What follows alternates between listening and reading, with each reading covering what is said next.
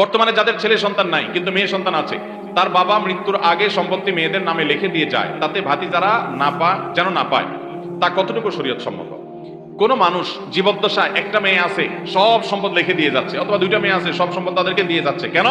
যে ভাতিজারা যেন না পায়, অমুকে যেন না পায়, তমুকে যেন না পায়।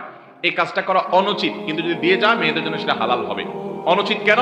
কারণ কোনো ওয়ারিসকে বা আপনার সম্পদ কেউ পেতে পারে, তাকে আপনি বঞ্চিত করার ইচ্ছা করলেন, এটা হলো তার প্রতি এক রকমের অবিচার, এটা জুলুম, এটা জায়েজ নাই।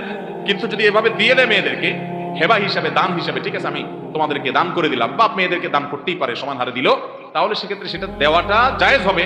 বাট অন্যকে যে ঠকানোর উদ্দেশ্য হয়েছে ওটার কারণে তার কি হবে? গুনাহ হবে। অতএব এরকমটি না করা উচিত।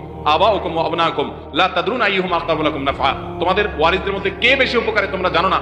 এই জন্য আল্লাহ যা নির্ধারণ করেছে সে অনুযায়ী দেওয়া উচিত, এবং ওইটাকে মানার ভিতরেই কল্যাণ আছে। তবে হ্যাঁ, মেয়েদেরকে কিছু সম্পদ আপনি গিফট হিসাবে সমান হারে ভাগ করে দেন জীবদ্দশায়, সেটা ভিন্ন বিষয়। আর কিছু